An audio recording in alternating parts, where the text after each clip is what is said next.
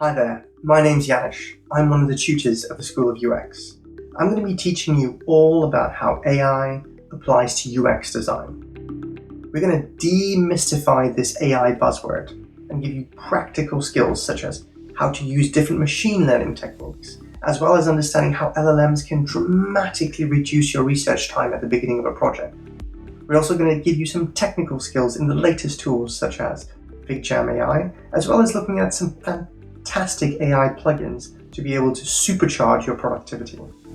Now, it's all well and good having those theoretical skills as well as those technical skills, but if you don't have the business skills to be able to talk to stakeholders in the business, we all know that goes nowhere.